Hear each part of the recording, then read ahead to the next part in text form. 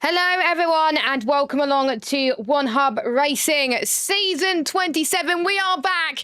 It is the moment we've all been waiting for. It is time for some racing action with the Pinnacle, not the Pinnacle, that would used to be the old P1 tier. It is the P1 tier. You can tell I've just come back from a race and I'm absolutely sweating.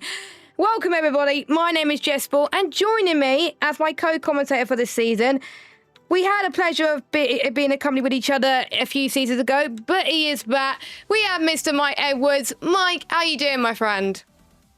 I am doing fantastic, Jess, and of course excited to be back here in P1. And honestly, looking at the grid for P1 is going to be very, very interesting week in and week out.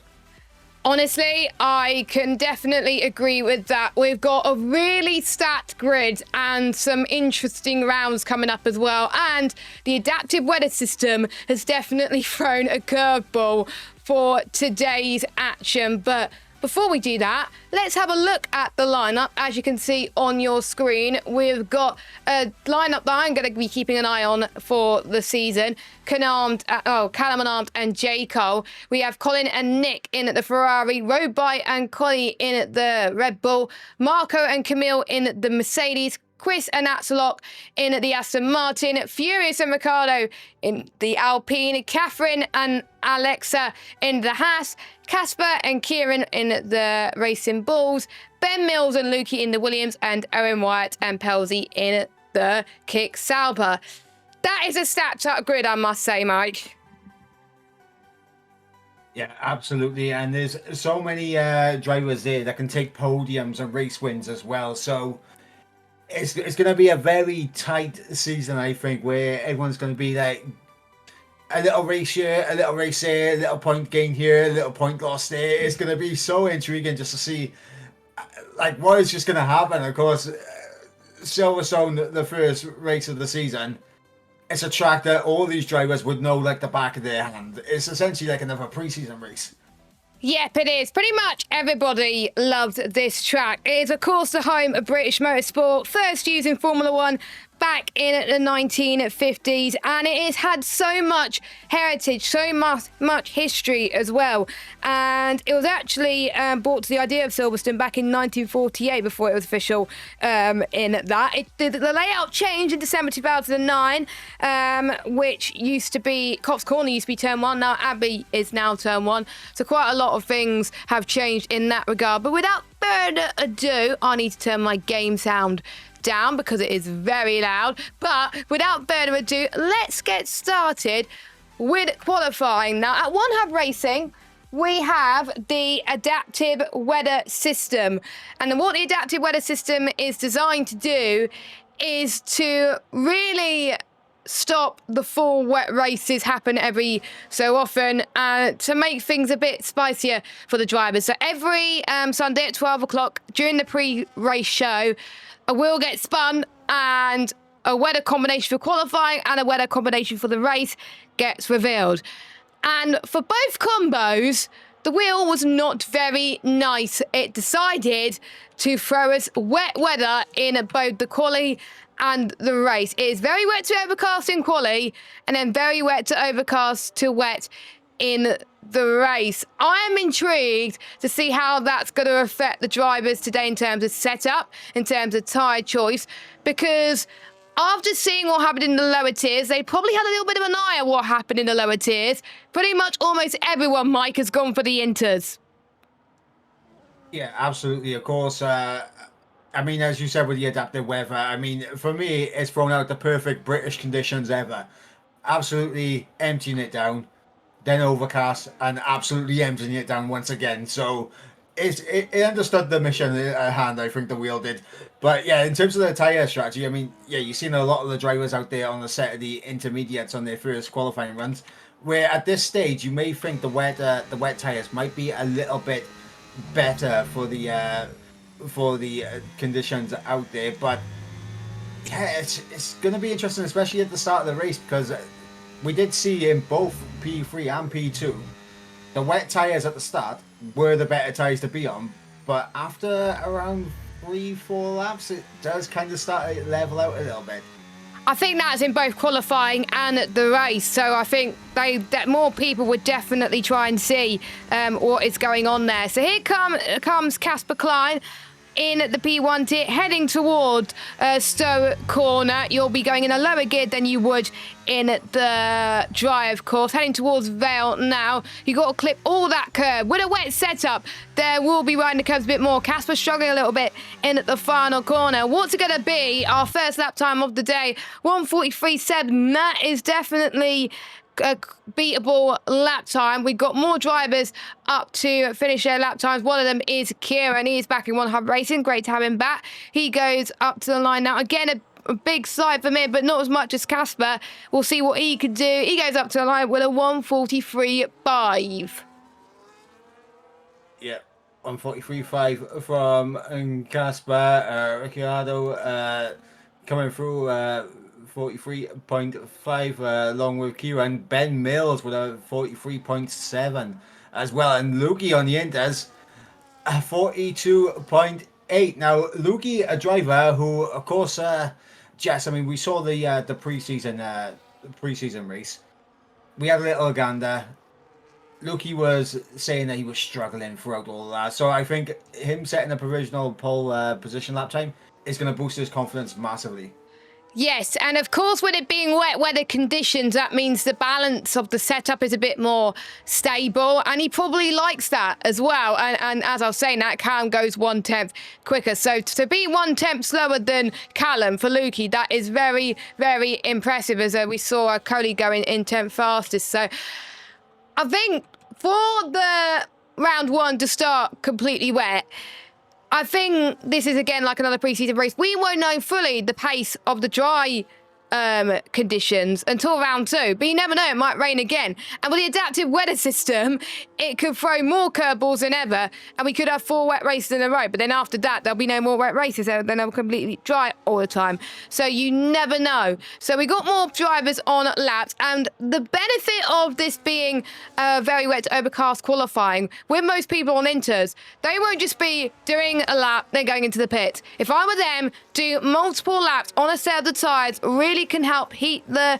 tyres for a good operating window. The fuel gets burnt, and you get used to the track as well, because with every lap you're on track, the track just gets quicker and quicker and quicker. And Ben Mills has proved my point completely, and he goes at P1. Now, I've done a few notes, Mike, about P1, and I was predicting that Ben Mills would be the champion this season. Why? You think, oh, Callum Unarmed will be the champion.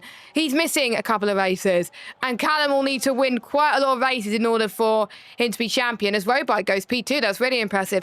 But Ben Mills, Mike, was looking very good in the pre-season race, and he hasn't been in One Hub for a few seasons, and he's just adapted very quickly. And as I just said, that Callum's gone past it again by about a second. Yeah, honestly, I think, yeah, I mean, obviously, if he was competing in every single race, Callum Arnold might be everyone's picking now for the P1 Championship. But the fact he's missing a few races really does throw things up in the air, because you got so many drivers that are very capable. I mean, Colin Mason, they're popping up in the P2 with a 40.7. Very impressive lap time for him. He's making his return as well. J. Cole in P3 also making his return, along with Ben Mills. A lot of very quick drivers have found their way back to the P1 grid, Jess. Honestly, that makes me so excited, like having 3 tiers again, because F125, I have to say, when I asked people what they thought F125, a majority of people were like, yep, love it, and they returned back. And it's quite interesting to see the amount of tracks that people like, as well as Kieran, as the times get quicker and quicker. Again, take these times with a pinch of socks. We're going to have even quicker times later on as well. And I have to say, a lot of drivers, when I've been asking them what their goals for the season, quite a few people are going for consistency, but there's quite a few people that want to just turn up and win. Roadbike being one of them. Roadbike is one of our new drivers to One Hub Racing. Welcome along. And it's great to see a new driver just right out of the gates qualify enough to get into the P1 tier and set a really competitive lap time on the Inters to begin with as well. And for him to set an expectation just to go out there and have some fun, that's a good one to start with, and you could just learn from there, and anything else is a bonus, isn't it? Yeah, absolutely. And obviously for the new drivers coming in, like obviously what we've seen over the qualifying week from them, and obviously in the preseason race, has put them in a very good spot. And obviously we've got some drivers as well that have seen vast improvements. Of course, Catherine, who last season was in P2, obviously your teammate from last season. She's come on absolute leaps and bounds, and now she's right in the mix in P1. Yeah, Catherine, I have to say, she's running no line as well, which makes things, I think, very impressive for her. I mean, she is getting used to the game quite a lot, and she even thinks that F125 is a lot better for her as well. So, I mean, those were one of the drivers where I was really impressed with. I was not expecting Catherine to be up there. I thought she would have been in there in P2. Her main expectations, according to the pre-race interviews, is to score as much points as she can. And she likes the track, she said, but the thing that the drivers, I think, are going to find difficult, and that's what she said earlier on, track limits and getting to grips with the dirty air, because as you noticed in the lower tiers, Mike, dirty air can play a massive factor. You can't just get into the slipstream and try and go for the move. You've got to play tactically, and the dirty air, especially in the wet and the spray, is going to be an absolute nightmare. Yeah, absolutely. The dirty air on F125 is definitely more apparent than previous game cycles. To the point where following a car, you are going to experience the understeer and get dragged a little bit wide. As Catherine there puts it on provisional pole with a 38.4, just ahead of Ben Mill. So a very good lap from Catherine. However, I'm looking at the track now, and obviously on my end, Jess, I am seeing a lot of wet compound tires, but I've also got the stream open. I'm seeing a lot of intermediate, so I'm not sure what is going on. But yeah, I'm starting to think maybe towards the end of the session we could be seeing dry tires. Look at Owen Wyatt in the pit lane on the set of softs. I'm a bit shocked that he hasn't gone out for another lap, to be honest, but I think he's gambling. But we've seen in pretty much every session, the practice session we did is different to the tiers we done just now.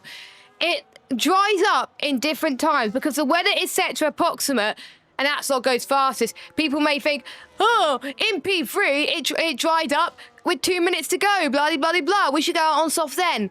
No. Because it sets to approximate, it will dry out at different points in different sessions.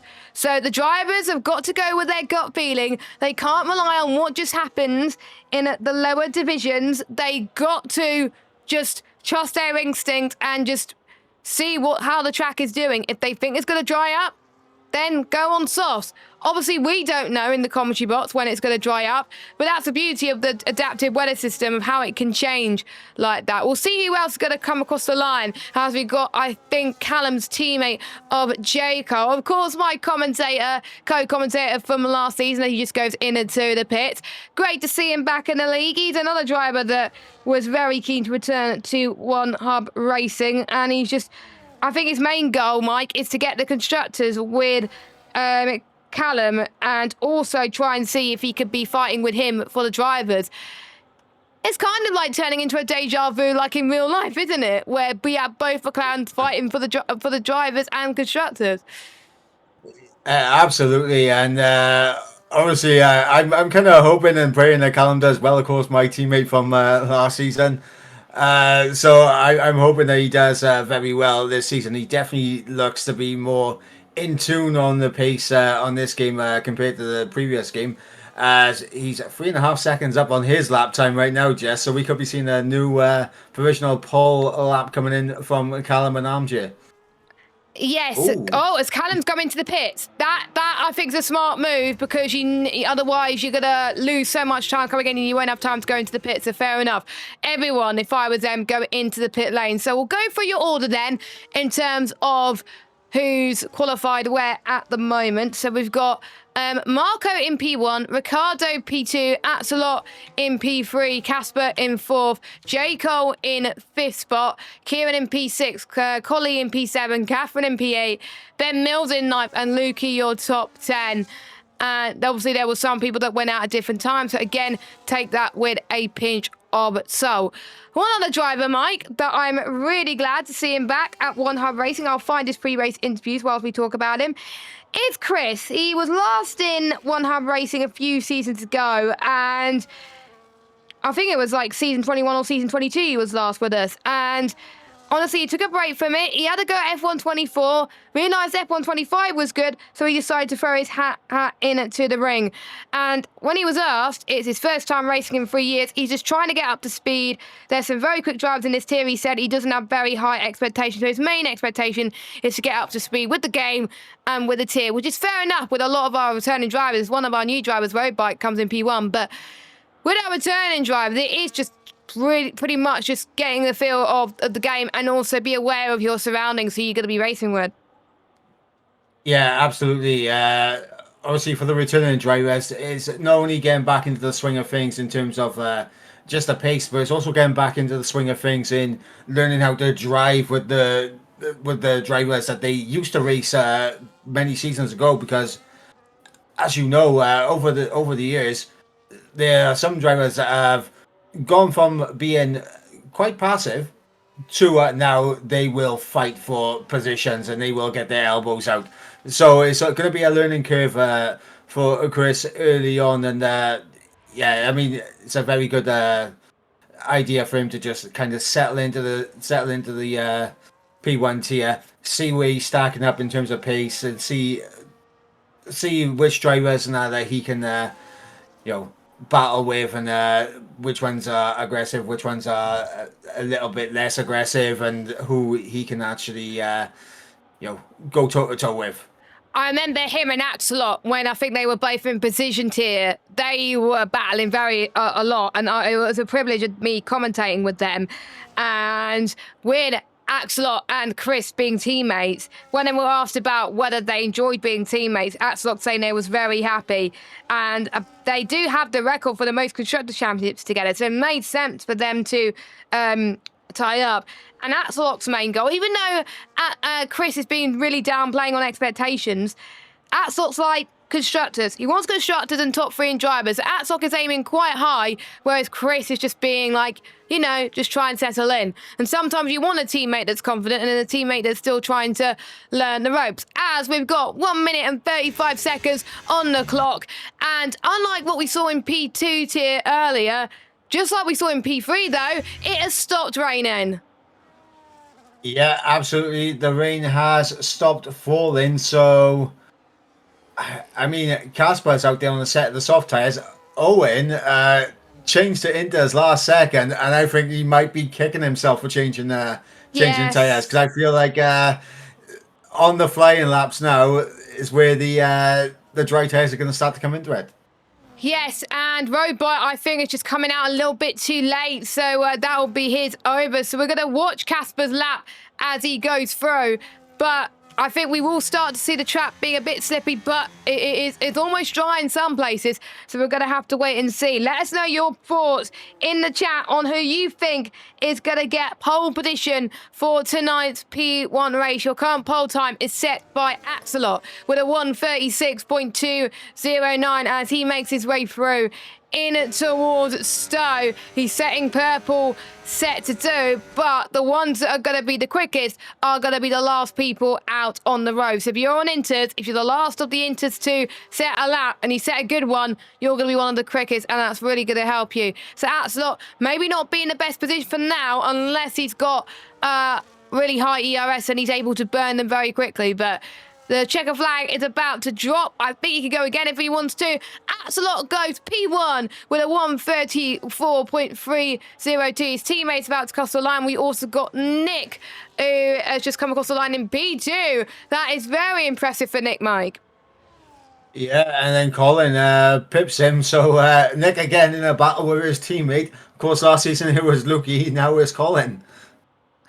Yep, indeed. Final few laps of qualifying still to go. Owen couldn't do enough to beat his best lap time. He'll be kicking himself that he wasn't on the softs. He goes 5th fastest. Callum Unarmed is next, I believe. Yes, he is. The current championship favourite. He goes fastest with a 1:33.462. That was absolutely rapid. We've got one of the Hasses that are coming in. Catherine goes into P7. We got one of the Williams, I believe that is... No, it's not one of the Williams. It's one of the Alpines. Never mind. Ricardo goes first. Right. Let's keep an eye on the Mercedes. Mercedes going up to the line. Marco goes P1. But watch out for Casper. Casper is the one to beat right now. I can't tell if he's gone quicker, but we'll have to wait and see. We've got more time to be on the board. Ben Mills goes P2. Jay Carl's about to finish his run, but the man who has hopefully got it right is looked like he's going to score his first pole of the season and get his season off to a great start. What's it going to be? No! P5, he has not done enough. A few more people slotting. Lukey P4. What? That is insane. But what could J. Cole do? P9 it looks like on my dash. Yeah, P9. So Casper, it was on softs. I think it didn't look like the softs had the most grit. And it was Marco that slots himself into pole position by 0.08 of a second. Then we got Ben Mills, Callum, Lukey. That is my, I think, dark horse, I have to say, my biggest good surprise. Then we have Kieran from Casper, Atslop, Ricardo, J. Cole, Colin in 10th, and we got Alexa, Collie, Nick, Chris, Owen, Catherine, Pelsey, and Robot. And the later you were on your lap, the quicker that you would be. And what a qualifying session. We thought the softs were going to be the best tyre, but no, the Inters was the right tyre to be on at the final part of qualifying. Yeah, absolutely. It was worth the gamble from Casper, I think, though, to try the soft tyres, because, of course, the rain did stop. It was just the track was too cold and too green for the soft tyres to really bite into the circuit, which is unfortunate for him. But as I'm not going to lie, the Williams pairing has shocked me here. Lukey up in P4, and, of course, you guys, a teammate on the front row. That is going to be a very interesting start to the race, because they can work together as a team from the get-go. Yes, and it's very important, especially if you want to win the Constructors' Championship, to have your teammate nearby potentially. Go for someone, especially in this tier, because it's going to be different than the lower tiers. With this tier, with this group so really closely matched, you got to go with someone that's similar to your pace, and you think you could win a Constructors' Championship with them as well. Lukey, I think, got absolutely screwed by the fact that that he didn't get picked for a team, which I was quite shocked about. But he's gone with the Williams. He's gone for a really quick driver with Ben Mills, which I have to say is a very good pairing, which is really, really great to see. And, of course, we have many drivers that it's their first showing at One Hub Racing that definitely want to impress. Just like we've seen in both tiers, we've seen a lot of new drivers in both tiers earlier on today that have impressed us at One Hub Racing already. Yeah, absolutely. And obviously, I think we're gonna be seeing a lot of that over the entire season. I think with the new drivers going to be impressing over the course of the entire season. Obviously, going into the race now, though, Jess, is going to be the big decision. Do you start on the wet tyres to get the early advantage of that first 6-ish laps, or do you start on the Inters? Well, if you asked me that 5-6 hours ago, I would have no idea. And I think quite a few drivers will have no idea as well. I think there will be some people that want to get the early advantage, but if you want to avoid... Because the pit lane is really long, 30-second pit loss. So if you want to just brave it, go on Inters, because then you won't have to make that extra pit stop. You're going to gain a 30-second advantage compared to everybody else, and you're just going to be a few seconds quicker per lap anyway. Yes, 2 or 3 laps is going to be slower at first, but after lap 4 or lap 5, you're going to be flying, absolutely flying compared to everybody else. So I would definitely probably try Inters and be brave, but I know there'll be certain people that just want to get the advantage early on, try and create that gap and see what they can do. The media guys have been very busy, and they brought one of our newest drivers, Coley, to the drivers' press conference. And he was asked, welcome to One Hub Racing. It's great to have you here. First of all, what are your first impressions of the league, and what are you first looking forward to for this season? Now, Coley is a driver who was having a battle with Axelot in the pre-season race, and he very, very impressed me. And he was one of the drivers I picked out in the pre-race show at 12 o'clock, and him doing well. And he was saying in the pre-race in his press conference that he thinks that it's very competitive this tier, but he can't wait to race on such a high level with some of the fastest guys. He said that the pre-season race was interesting to how he compared himself to the rest, and he wants to see where he has to improve before the season starts. Good mindset to think alike, Mike, I think, for that one. Yeah, absolutely. Obviously, he's come in, obviously, new driver now. He's had a bit of a battle with a veteran in the league in Axel Lock, and yeah, he's enjoyed the battle that he had so far. And looking at the level in P1 this season is incredibly tight. So he's going to be getting a lot of battling over the course of the season, and it's good that he is relishing in the chance of battling with these guys, as he said, on such a high level. Yep. And I mean, quite a few of the new drivers are impressed anyway in this league already. So I wonder if he's going to be doing exactly the same thing there as well. So a quick reminder, of course, of the rules to One Hub Racing. Of course, it's not going to apply this week, but every driver has to take at least one engine and one gearbox penalty for engine wear this season. But the new addition to the rule is they can't take a gearbox and an engine penalty at the same time. So they can't take a 15-place grid penalty in one race, which means they have to take an engine penalty in one race and a gearbox in another. That means that it'll be more strategic and less predictable, because pretty much everybody, almost everybody, including myself, use their engine and gearbox penalties in one sitting. So that means you're going to think of two races where you think, right, do I pick a track that is easier for overtaking, or would you pick a track which you may not be strong at, or a bit of both? We don't know. It is up to the driver, really. So that rule change is definitely, I think, going to make a difference to what we're going to see as we're about to ready up. But the engine wear rule change is going to be very interesting, to say the least. Yeah, absolutely. And I'm not gonna lie, I'm already I'm already looking at certain circuits and that to possibly take one of those penalties at. The one that has caught my eye early on is Baku. Yes, I think we saw a lot of people take it, I think, a few seasons ago when they had the engine penalty as well. And there's a quick rundown of the calendar, actually, where it's Silverstone this week. Montreal could be a good one, but they won't get their engine to the end. But we also got the likes of Monza, where you can overtake like crazy. We got Brazil, but that'll be a bit too late. I would say people might take it either at Spa or Austin, because you can overtake more a bit as well. But in terms of the calendar, whilst we're at the calendar, Carl, Mike, I'll be speaking to quite a lot of people today. It's crazy. What would you say is a track that you're gonna think that is gonna be a good race for P1? Well, I'm not gonna lie, I have history with this circuit, and in terms of commentating, I've never commentated over a bad race at this track. So for me, it's Singapore. Yes, Singapore has always been good, I think, in the last few game cycles. For me, it's got to be Brazil, championship finale. I really do hope that the championship does get decided at Brazil, because otherwise it will go crazy. But Brazil's always fun. Spa, Monza, Canada's going to be interesting, but we know with penalties it's going to be quite a busy situation. So before we go to the main race action, let's have a quick look at our sponsors. Next Level Racing, providing a lot of pride this season. More information to be confirmed, but they've been supporting us since, I think, season 12, and we would like to say thank you for all their support. Our newest sponsor, Sim Racing Setups. They provide setups on F1 25, and the Sim Racing Setup driver of the day for each tier gets a 10 gift voucher, and that will happen each week.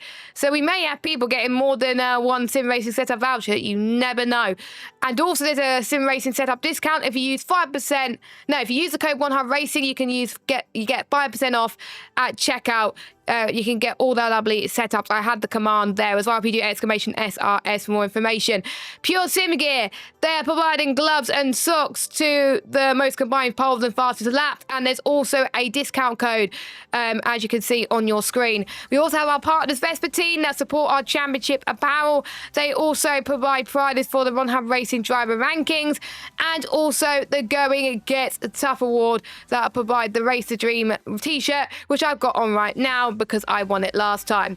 And then finally, our partners at SimGrid. Without SimGrid, we will have Google Forms and spreadsheets, and it'll be an absolute nightmare. So thank you to all our sponsors. Without them, we wouldn't be able to go racing. Quickly, before we go to the main race action, Mike, who's your top three? Ooh. I'm gonna go Callum and Arn for the race win. Ben Mills P2. And I'm gonna go. Please don't pick what I just said. Anyway, we are about to get racing here in P1 tier for the first time, and we are underway. And as the timings are going very crazy, so I can't see who's where, but Marco getting a really good start. So did Callum as well. They're right in the middle. There's quite a few people running a bit wide. I do apologise. It's really hard to see the timings because road right, I believe, is decent, and it's an absolute nightmare. But it is Ben Mills from Callum, from Marco. Lukey stays in P5. There's all a bit of side-by-side action there. Callum's been pushed wide. There's a lot of sliding happening at the moment. It'll be interesting to see what tyres people are on. We've got the two racing bulls side by side heading towards Brooklyn's corner now, and Ricardo's joining in the front as well. Look at the spray. It's so hard to see right now. It's going to be very tricky. We got a mixture of people on inters and a mixture of people on wet, but there will be a few people braving the conditions out. But luckily the timings are fixed, and we're all good to go again. Ben Mills leads from Marco and from Callum.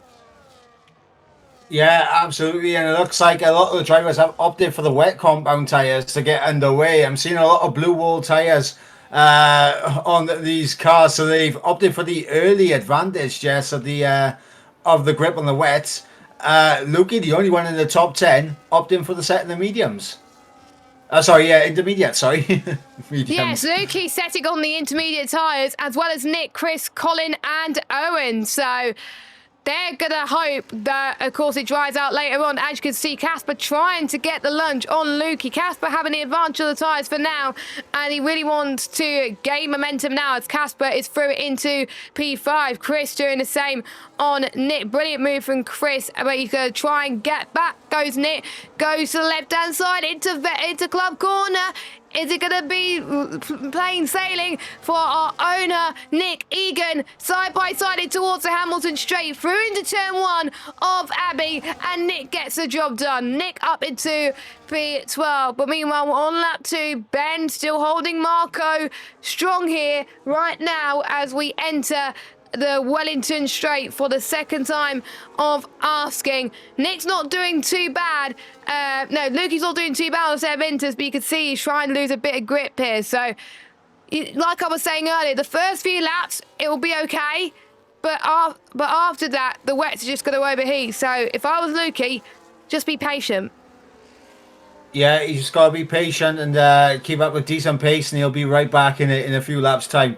One driver that has struggled off the start is Colin, down 5 positions off the start. So he's had a bit of a horror time at the start of this race, and he's looking to get himself back in on the back of Owen Wyatt now for P14. But yeah, the wet tyres are definitely the tyres to be on at this stage in the race, as you're seeing the gap form between Nick and Coley there in P11 and P12, and of course the gap between Casper and Lukey as well. Yep, I think we're starting to see the inters lose a bit of ground for now, so maybe the ones who have got that early advantage on the wet will probably make the right decision, but they may have to compromise with the pit stop later, and with the weather set to approximate, you never know, it could dry out quite quickly, so these have got to be on their A game right now, as we're seeing, I think, ERS usage, as you can see on the bottom. Ben Mills setting the time squeeze alight. He's got plenty of ERS, whereas Marco, you can see, he has got a lot that he has got to harvest. He's got to recharge quite quickly, and Ben could just use quite a bit of VRS on the Wellington Straight to defend for his life here as they go into the Wellington Straight. The top three are pretty much running away with it right now. Kieran doing quite well as well. Racing Bulls, I didn't think they would have a running in the constructors, but they seem to me doing quite well. Meanwhile, Owen Wyatt and Chris going side by side there. Chris, couldn't defend from Owen Wyatt there, but he tried his best, bless him. Chris had a bit of a slide into the Wellington Straight. Can he go for the lunge and get past Owen into Brooklands? No, he does not. Owen has the edge right now, up into 13th place. So we'll see what these drivers could do in the midfield, because don't forget, Mike, the top 12 score points in this league, so every point counts. Yeah, absolutely. And right now the man in P12 is Nick, so he's ahead of that train, and I think now we're starting to see the intermediates and the wet tires begin to balance out in pace, because now the gaps are not really spreading out. If anything, they're starting to stabilize.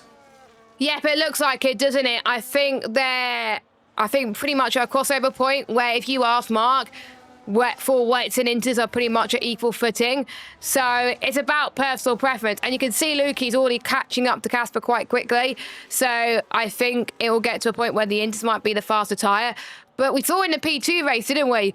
Some people that stayed out on inters from lap 1, they lost a bit of pace when they were about to pit, mainly because they were on those inters for so long, and the ones that did wet inters were faster than them. So it really does depend on the pace that they have, really, for the drivers, and the battles that you have as well. Because just because a strategy may work in a lower tier, it may not work in P1. Exactly, and another thing to keep an eye on as well, Jess, is the undercut. Obviously, we know how powerful the undercut is.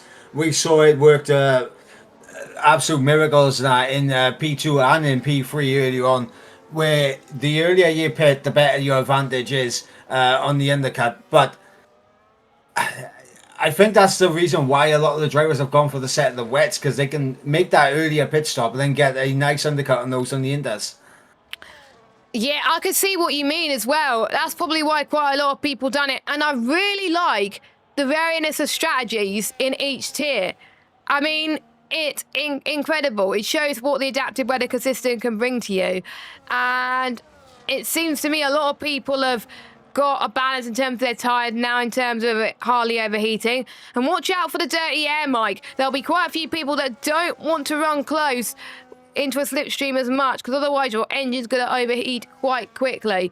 But Lukey was almost 2 seconds behind Casper. He's now 6/10. We're not seeing that much of a change in terms of the at the background in the midfield.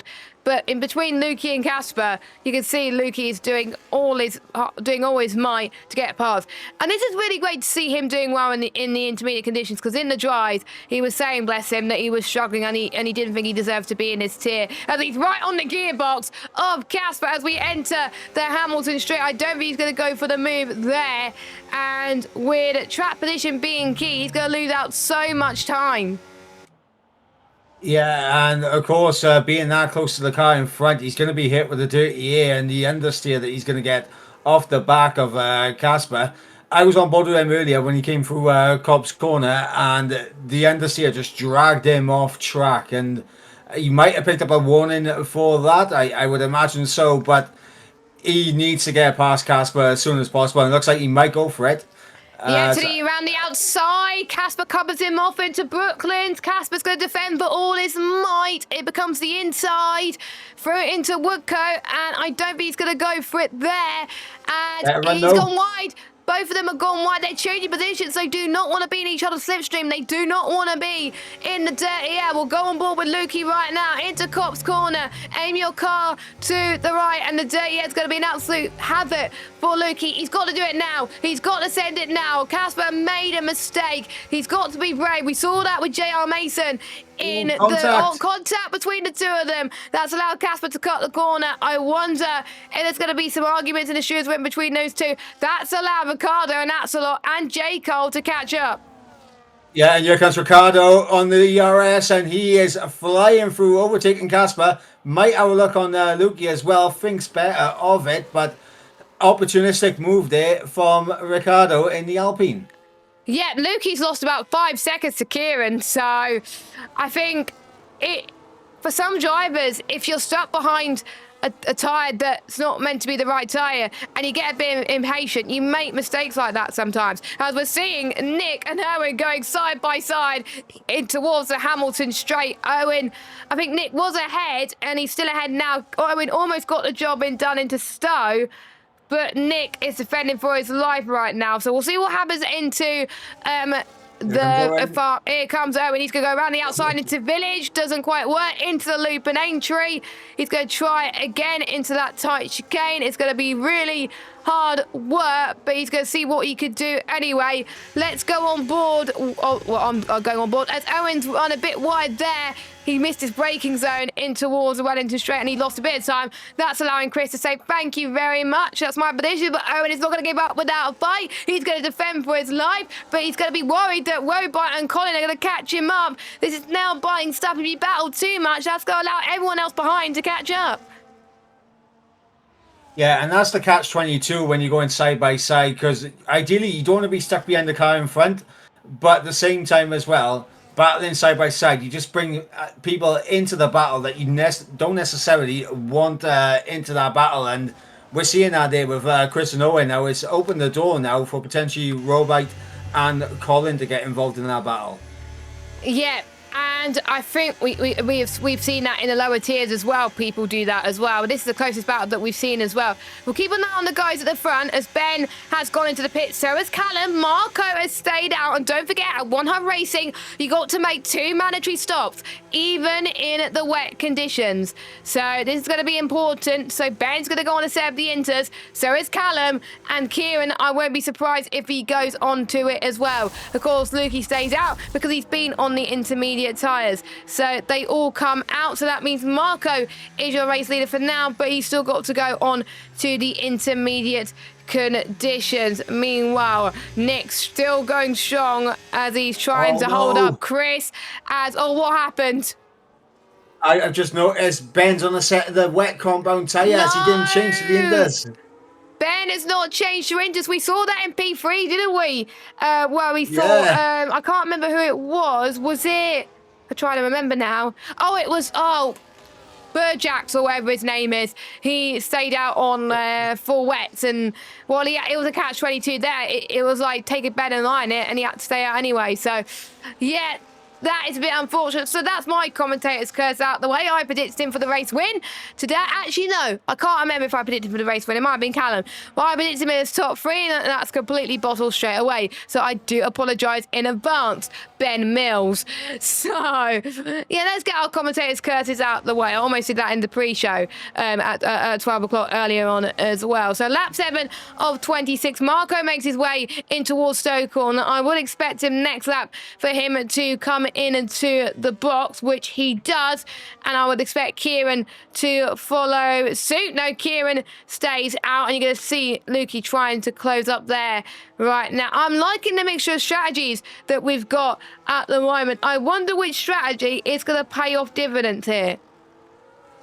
Yeah, I mean, obviously one thing that could really turn the race on its head, Jess, is obviously safety cars being deployed. Obviously, we hope that we don't see a safety car, but that is something that could flip everything on its head. And right now, you're seeing Ben Mills on those wet compound tyres, really struggling. And you got Callum now, who's got the undercut, and I think they will both come out ahead of Marco, and Marco's going to be over a second behind. But with Ben ahead of Callum can't gap Marco as what he would have liked. Yeah, I think Ben must be very frustrated that he's going to see Callum breathe past. But sometimes you all make that mistake where it's happened to me. Here goes Callum. Here comes Callum as he goes through, easily does it. Actually, no, Ben's defending for his life here. Ben's gonna not make this look easy. Ben's like, who cares if you're on the better tire than me? I'm gonna fight for my life. Into Woodcote Corner they go. Callum, who is one of the favourites to win the title, along with Ben Mills, going toe-to-toe. Are we going to see this in the championship finale in Brazil? We don't know. Or will it be two completely different drivers? Or will it be a different combination of drivers? Callum having the better traction in towards Maggots at Beckett's corner for the 8th time of asking. You're riding the curbs. Callum can ride those curbs so much more than what Ben Mills can. Lukey's fighting for the lead in the background, but we want to watch the night fight for the net lead. Kieran is in the pits, so Lukey is your race leader. Here comes Callum. Is he going to go for it? He's got to go try for a send, but it's not going to work. They make a bit of contact, and that's unsettled Ben Mills' line a little bit, and Ben stayed out, Mike. Well, he had to at this point, because otherwise you'll lose track position. Yeah, I mean, we saw what happened in P3, of course. What's called when I'm trying to. I believe it was Berjak, wasn't it? Who, yeah, it was Berjak. Yeah, obviously we saw what happened to him when he came into the pits. He lost a huge amount of time. He did manage to recover his race quite well in the end, but he lost so much track position compared to where he was. Obviously, Ben feeling he can get the elbows out. He can maybe hold off Callum and Marco for a few laps. Obviously, that will allow the likes of Kieran to go into the back. And importantly as well, Jess, this is big for Lukey's race because the Indus, even though he's on 8-lap-old Indus, he should be going quicker than the wet compound tyres. As here goes Marco through on Callum. Yeah, those two go through, and we've seen that situation in both tiers where even though the Indus are the faster tyre, you just can't get past the wet runners. Silverstone is a much more difficult track to overtake on F125 than F124, especially on the wet, and especially with the dirty air coming into effect as well. And those wet tyres for Ben Mills, they're going to overheat very quickly because it's not going to be the right tyre. So if I was Callum, get the move done now. Stowe's probably going to be one of the easiest overtaking points on the circuit. Here comes Callum unarmed as he tucks through. He's losing so much time. I'm interested if he could get the lap data for me, Mike. I want to see what Callum's and Marco's lap time is as well, because Kieran is catching up to him as well, and that's going to allow the one to just pit in to close up as well. This is an absolute nightmare for these guys as we start lap 11. So what is the fastest lap for Callum, Mr. Edwards? The fastest lap for Callum right now is a 1:43.1. That's a few seconds off. That's a few seconds off Lukey's fastest lap time. So they're losing 2 seconds a lap. And the fastest for Marco is a 43.2. And of course, in comparison to Lukey right now, his fastest is a 41.5. And that was set on the last lap. Yeah, and I have to say, one of the ones who is doing very well on the wet is Casper. He's in P2. He's got a decent gap to Nick. Nick's not closing up that much at the moment. So if I was maybe Casper, maybe potentially pit now for the undercut, and you can get the gain the advantage on Lukey and Nick. So don't forget, the ones who have been out there for the majority of the race. Here comes Callum trying to get past Ben Mills, side by side into Cop's corner, and Ben tries to hold on to the right-hand side for Maggots and Beckett's, and Ben still has the edge. Ben is a defensive machine right now here at Silverstone. And Kieran's here. Kieran's on the back of him now, so this is our four-way battle. As Kieran's joined the train, he's joined the fight, and now we're going to see how that lap time between Kieran and Ricardo begins to fall. I know, and look at Marco. He's trying to get past Callum as well. He thinks, after Marco thinks he can get past both of them, but it's going to be a lot harder. Casper goes in, so he must have followed my advice somehow. Casper goes in. I would expect he will go onto a set of Inters, and with them being held up that much, Casper's not going to lose that much time to these guys potentially, which I think will be an absolute relief for him that he's not going to have that deficit at the moment. Lukey still leads from Nick and P2. Who would have thought I would have said that on F125? Don't forget, it's Nick last season before he welcomed a new arrival to the Egan household. Massive congratulations, by the way, to himself and his wife, Ellie. Ooh. And what's happened? Actually, I just thought of something. What? Is Ben fighting this hard to help Lukey's race out? Because the gap between Lukey and Ben is around about 22 They're seconds, so not in the 23 and party 24. though, so Yeah, but the teammates, isn't he? that is a good point. You Is there some Williams shenanigans? already on race one of 12, but don't forget you are allowed to hold up people if you are teammates, but if you are slowing down to help a different person like an esports teammate, you're not allowed to do that. As Kieran has got through on Callum into Cop's corner, what a move! Yeah, Callum, he just went in a little bit too deep into Cops and now got onto the outside curb and that allowed Kieran all the time in the world just to get through. And now Marco's in prime position to get this move done on Ben. Let's see if he's going to have better luck than what Callum did this time. All goes through. That was easy done, I think. Yes, he had to. I had a feeling that Marco and Ben's in. I think as soon as he saw someone get past, he's like, right, I've done my job. I'm going in. But maybe he just wanted to stay out and have a bit of fun. Or maybe he was playing the team game. I don't know. I'm a bit surprised about that because, of course, Ben is going for the title. And if you don't want to lose out on points like that. So sometimes you got to change your strategy a little bit. So Marco is your net race leader at the moment. His main focus now is to try and close in on a gap to make sure he still remains in the lead once the top four come into the pits, which is easier said than done around here. And also don't forget with Ben Mills, he has done his 2 stops, okay? So if the rain, if it happened what we saw in P3 and P2, if it is not enough for slicks, Ben can stay out to the end of this race. So Ben's race is not over, Mike. No, absolutely not. It's not over at all. I mean, his tyres are going to be incredibly worn by the end of this race if he decides to not make another stop. But he should be able to get those inders to the end. And he might be able to salvage himself a top 5 finish, maybe by the end of this race. It all depends on the pace that we'll have on the intermediates early on. But right now, I know for a fact that Callum Anand is absolutely seething that he couldn't get through on Ben, and Marco did it on first asking. Yeah, I think maybe Marco has got a bit more of a setup that's really, I think, intertwined and suitable for these conditions. And of course, these drivers did not have enough time to get a setup, but they've had more time compared to the other tiers. So for some people, it's no excuse. But there's some drivers that are still getting used to creating setups on F125. But don't forget, if you do !SRS, you could use the code 1HubRacing to get 5% off all F125 setups. And it does have wet and intermediate setups as well. So for those people that do have these type of setups, all they could do, just load a wet setup, boom, bing, bam, boom. There you go. And run it, and you don't even need to think about it. All you got to think about is fuel and strategy.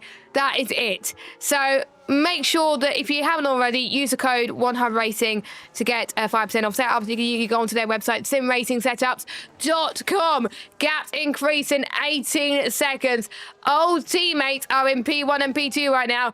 Chris in P3 is having a ding-dong fight with Colin, and we've seen them fight before, and honestly, it's like a return to the history books, isn't it? It's great to see, Mike. Yeah, absolutely. And you know what, Jess? I'm looking at this top 4 right now, and I got a nice little smile on my face looking at this top 4. Lukey, Nick, Chris, and Colin. Yeah, I don't think they would expect that. Yes, a few people will drop right down the order, but the most important thing is they were having fun. Nick's main goal with his last season before he has to get occupied with other things, such as a new arrival, he just wants to have some fun and have lots of battles, which he is doing at the moment, to be fair. So fair play. And Chris he's in a Ferrari sandwich right now, and we know with Nick, he is going to do his damn hardest to make sure Chris does not have a sniff at either himself or his teammate Colin, and I'm really excited to see how that does. Marco sets the fastest lap. He is on a mission right now. Don't forget, Marco's your net race leader. If there's a safety car, he is definitely in play compared to the other drivers. Robot, I believe, is going for his second stop. as well, as we're approaching the halfway mark. If you haven't already, make sure you follow us on our social medias at One Hub Racing, as Nick's pulling off a gap just a little bit, but these three are definitely giving us something to smile about as well. Let's watch Callum unarmed in P7. He still can't get past Kieran. Maybe he's just not comfortable in the dirty air compared to everybody else. He's fine with clear air, but with dirty air, he's just struggling at the moment. Yeah, I think potentially, obviously, he's trying to get himself back in the rhythm again now. After what I can only imagine was high frustration from him being stuck behind Ben Mills for as long as he was, and sometimes, Jess, I mean, we've all been through this. When you're driving, once the tempers start to flare, it does take a lap or two for you to tie yourself back into it. And I'm not gonna lie, I just saw a battle for the first time between Ben Mills and Catherine down in 16th and 17th, and Ben making progress now up into P16. And like I was saying earlier, Ben does not need to stop again. So if the track doesn't get suitable for dry conditions, he can stay out to the end and he'll be your net race leader. Callum is in the pits for his second stop as well. So when he comes in, a smart move, I think, because he's going to have the clearer air and he's not going to get held up by people, hopefully. So here he comes then. He won't have to do any more stops until the end of this race. And we'll see where he comes out in relation to Ben Mills. Where is Ben Mills on the circuit? Ben Mills is heading towards Abbey. And I think he's going to be comfortably ahead, but you never know. Yeah, way ahead compared to Callum. He got held up so much, about 2 seconds. Even Catherine got ahead, but Catherine's still yet to do one more stop too. So the question is, when would you make your second stop? Because we know that the track's meant to dry up, but how much is going to dry up? In both P3 and P2, it was only dry, well, in P3 at least, it was only dry for like half of that, and then it was wet again. In P2, it was dry for like 3 laps, and then it got wet again after that. But still, most people stayed on inters. Yeah, I think it's definitely going to be interesting when it does go dry, but it's not going to stay dry enough to warrant a switch over to the inters. The one thing that obviously these drivers need to think about as well, and if I'm Marco, for example, or Kieran, I want to pit at the end of that dry period because I do not want to be out on the track in dry conditions on a fresh set of inters overheating them, because that's just not good. That's what discarded me from a good result, to be fair, was I pitted a bit late. So that's going to be a worry for the top 4, I would say. What would you do if you were the top 4, Mike? Because you still got to make your 2 stops. And those 4 drivers, they know how to do the 2 stops. So they haven't forgotten. They're just hoping that it works out in their favour. It's Ben Mills set the fastest lap of the race. I mean, if I'm Lukey, I'm coming into the pits at the end of this lap. There's no reason for Lukey to still be out there. He's done 15 laps on these inters. Definitely needs to come into the pits. Nick, Chris, and Colin as well. It's just they've already lost a whole pit stop to the likes of Kieran, and obviously they would lose a pit stop to Callum and Marco and Ben as well, for that matter. So they've already lost a huge amount of time by staying out too long on this first set of inters, in my opinion. Yeah, maybe they're I agree. praying for a safety car, but it's not coming.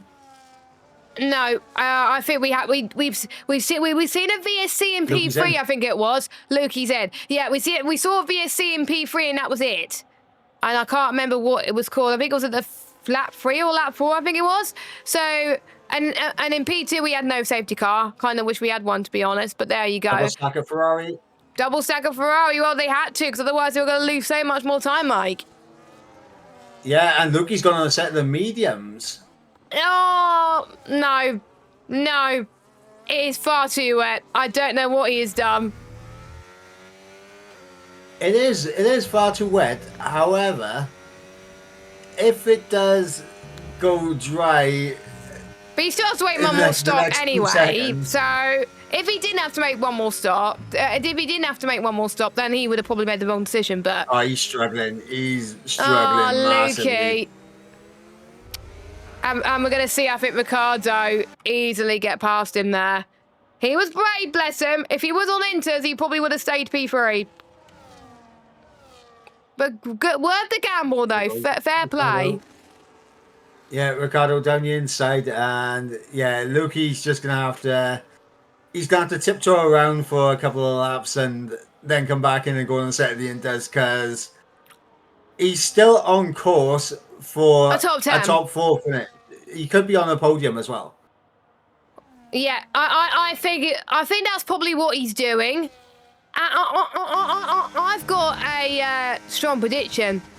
I think it's going to get heavier. I think it's going to get heavier from this point on. That's my prediction. So if I was Lukey, I would come in, go onto a set of Inters, get your stop done. Boom. There you go. Because I think quite a lot of other people will be in the same situation. So we've got your leaders. Chris is... I don't know why Chris is staying out, to be honest, because look at that. Kieran's already catch him. Yeah, Lukey's got to come back into the pits, and yes, he is. So he did do that one lap on the mediums just to get one of the pit stops out of the way, and he's back in the pits. I think he is going to come out behind the likes of Ben Mills, Callum Arndt, and Marco. It's going to be close between himself and Nick, I think. Yep, I think so. Nick has did a very good pit stop, I have to say, but Nick still has to do one more stop as well.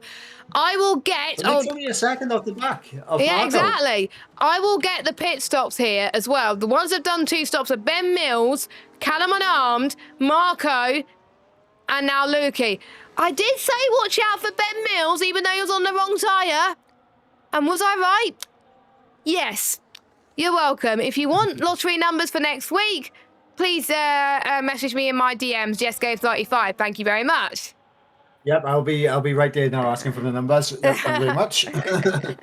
Yeah, but I think Ben Mills' strategy disaster class may not have been too bad because we saw how Lukey was able to get those into 16 laps.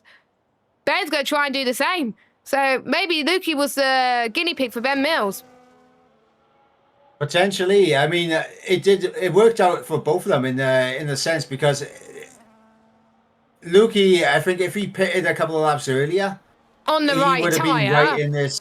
Yeah, he would have been right in this fight with the likes of Callum, Marco, and Ben Mills. Oh, I've just seen in the chat, Lukey forgot to change his tyres. He forgot to change to Inters. Ah, that explains it then. Well, I mean, he knows he can take these Inters to the end, so... Yeah, as Chris comes in, he's going to lose out so much more time because... No, Chris! Oh, he's no, on softs. He's on softs. No red wall soft tyres are out to play. He has made, I think, a wrong decision here. As everyone else is going to go through. I will get the stops up on your screen to see. So your net race leader is Ben Mills from Callum, from Marco, from Jaco. I know he's not. Right, I will talk. Yeah, I'll talk about that once everyone else is pitted because there's a lot of people that have just pitted just now. And look at Chris, he is limping home. Actually, no, it's not too bad. It's dry. It's almost dry now. Are the top 4 waiting for the dry period?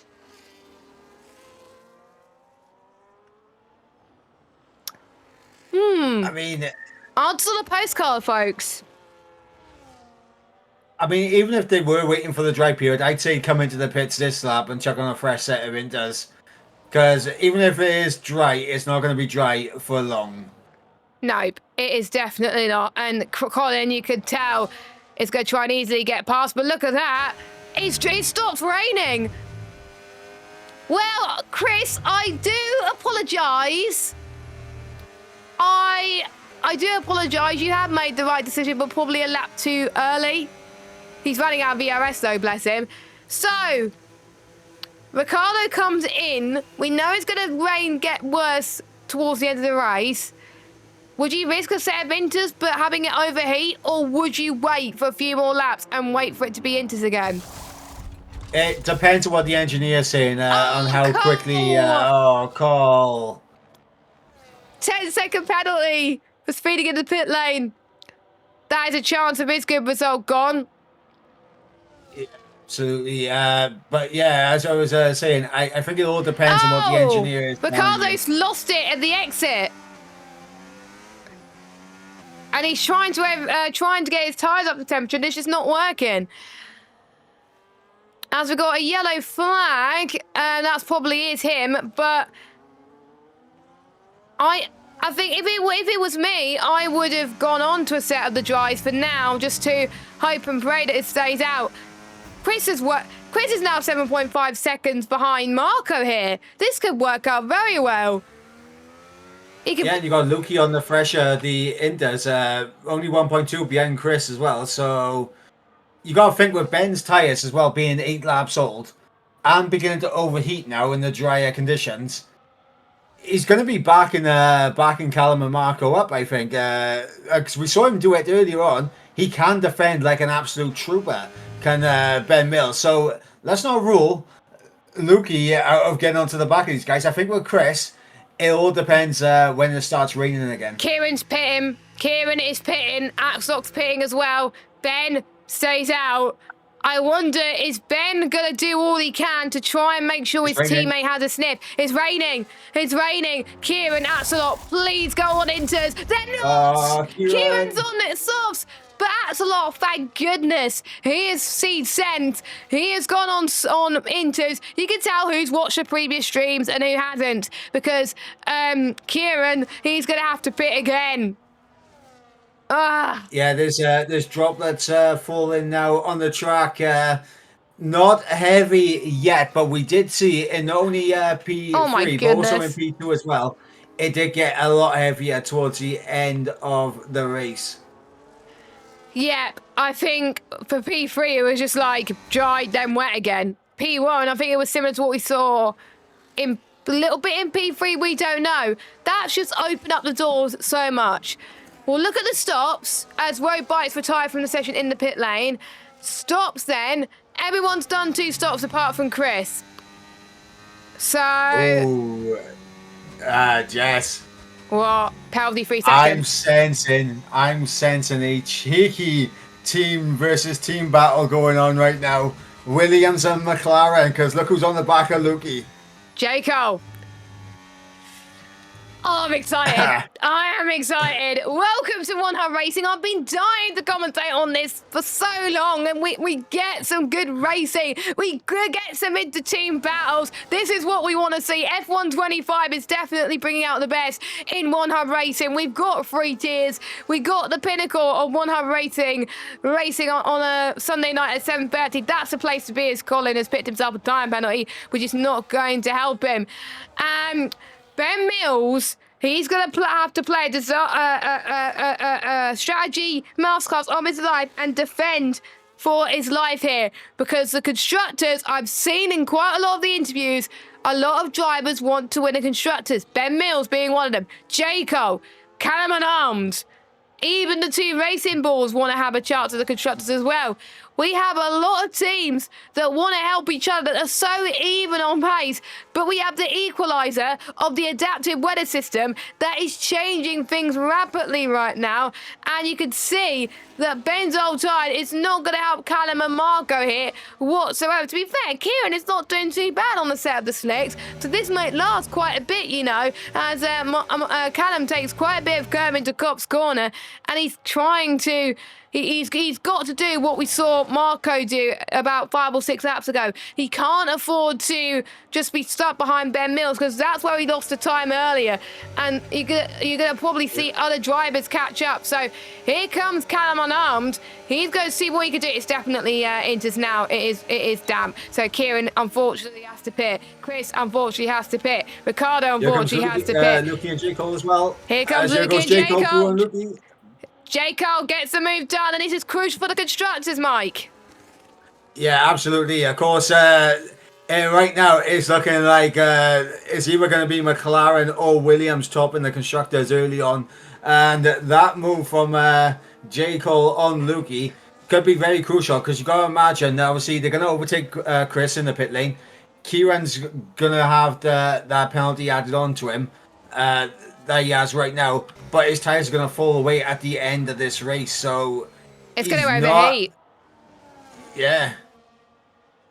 I like a race, Mike, where I just don't know what's going on because you don't know who's going to go on the podium. To be fair, though, I've got the right top three at the moment. Not in the right order, but we'll cross that bridge when we get to it. So if those top three could stay like that, those drivers, that'll be lovely. All I want is Callum to swap places with Ben Mills, and that'll be my top three all done and dusted. Thank you very much. But that's probably not going to happen. Well, on lap 23 and 26, Marco's through. Marco's through. Oh, that was very brave heading into Beckett. Well, Maggot, sorry. It is hard to tell which is which. As Ricardo get past Lukey on mediums. Wow. So maybe the mediums, Mike, is not all bad. No, I mean, it looks very different compared to what we've seen in P2 and P3. It's looking a lot drier at this stage on the track compared to the lower tiers. And that's, of course, the adaptive weather and, of course, the approximate weather. Kieran trying his best to hold on to P3 from Callum, but Kieran's almost lost it. He just about saved it. How did he not get into a wall? I do not know. This is nail-biting stuff right now. Of course, you got Kieran on the set of the soft tyres, and he is dicing us. You got Ben Mills and Callum battling now. Marco's going to the race lead, and here goes Callum around the outside. Oh, onto the grass he goes, and a little bit of contact between the pit, but Marco into the race lead. Marco, this is crucial for Marco, and he's 2.3 seconds. He's allowing the Ben Mills and Cam to fight with Kieran, and he's loving life up front. This could be huge to open his championship on a high. That is not what I'm expecting, as Ben does not get past Kieran there. Look, he does get past Ricardo now. Look, Axelot, what a move! Axelot, take a bow. That was really brave and a half as he entered Woodcote. I think Ben might have damage here because he really struggled. Oh, he's got a puncher! Puncher, no! Ben's got a puncher! Ben's got a puncher. He must be devastated, so he has to come into the pits, and he's going to potentially lose out on some points. So surely, Mike, that is McLaren championship leaders. That's Kieran up to P2 it looks somehow. like a double podium as well. Double podium potentially as Kieran goes wide. That's going to allow Jacob through. It's a McLaren 2-3 right now. And look at Lukey and Axelot. They're fighting. Oh, my God. There's just so much battling happening in the last few laps. It's gone crazy here at One Hub Racing P1 tier. Yeah, absolutely. As Ricardo's into the pit lane, honestly, at this stage, I probably would have just stayed out on the mediums, mate. Are you sure about that? He's given up an awful lot of track position to go into a set of inters at the end. Fair enough. Fair enough. I would have done the opposite, honestly, and pitted, but Ben's, fair play for him sticking it out like that, but maybe he must just overdone it with his driving style potentially, and a potential race win for Ben Mills is out of the window. And Jacobs in P2. From one commentator to another one, this is really great to see, isn't it, Mike? As Axelot and Lukey are still going toe-to-toe through into the national pit straight. Lukey's not going to give up without a fight here. You can see Kieran in obviously the field of view, heading towards Cobb's Corner, in towards the Escapade houses, which just look beautiful on the game. And Lukey is trying to get the better traction. Kieran, to be fair, is not doing too bad on those set of softs, but you can tell in some corners he is struggling. Yeah, and this is why I thought it'd be a mistake for Ricardo to chuck on the set of the inters this late into the race, because even though he will have the tyre advantage on the inters in front of him, it's just a huge amount of time, and he was up in the P8, so he could have snagged a point or two out of it. That's a lock! Axel almost got it done. Lukey's got to get through here. Oh, contact! Contact between the pair of them. Lukey's got to go through here, and they're both sliding. the Inters with dirty air. I have to tell you, as we got to get to the end of the race, it's going to be hard going for these guys. Oh, he's got so much more grip in the corners, though, and Lukey just can't find a way through. But maybe now, in towards a village down the inside. There we go. Axel can try and follow him through. And Callum's dropping off as well. Has Callum got a puncher? Yes, he has. Callum's got a puncher. Oh, he run out of fuel. Has Callum run out of fuel? Puncher. Oh, my goodness. So, what we're seeing on track is a battle for the podium. I am looking right now. My eyes are glued on to Marco because his tyres might be the next one to go, and that might allow J. Cole to take a race win here in round 1. Oh, wait a minute, yellow flag. Oh no, that's something going on behind. Thank God for that. If Marco loses this race win, I'm gonna be so annoyed because he's driven so well. He played the strategy right. He's basically got this win in the bag as long as he doesn't get a puncher.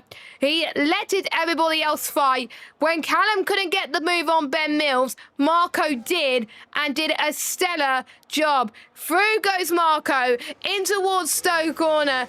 As long as he doesn't run out of fuel, I think he will just about be out. Oh, he's got plenty of fuel. He's got plenty of fuel. So as long as he hasn't got a puncher, he'll be fine. Marco comes across the line. He wins the opening round here in the B1 tier in Silverstone. J. Cole gets second, but Axelot got the move done in towards the Hangar Straight, and it is going to be Axelot that snatches the podium away from Lukey at the last minute on track, but it is Lukey that gets P3 from Casper with a good recovery to P4.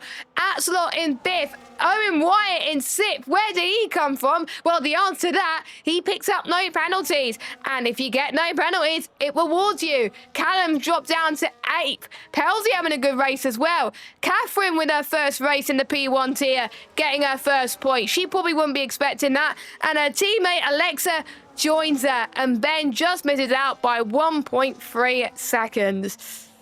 Oh, Mike, it's great to be back. I am not going to lie. I echo the absolute thoughts and sentiments of everyone in the chat right now.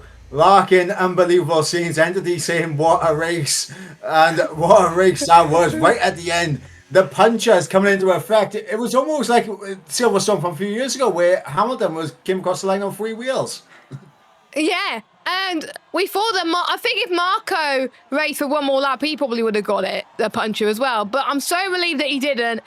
And we got to pick our sim racing setup driver of the day at some point. We have to call it that, by the way, because of course sim racing setups are providing prizes to each driver of the day per tier. So we'll run for your order in just a minute, and we've had 3 superb races tonight, and this one has topped it by a country mile with all that battling happening at the moment. So the in-game driver of the day goes to Owen Wyatt, but who we're going to give our sim racing setup driver of the day remains to be seen. So here is your order then.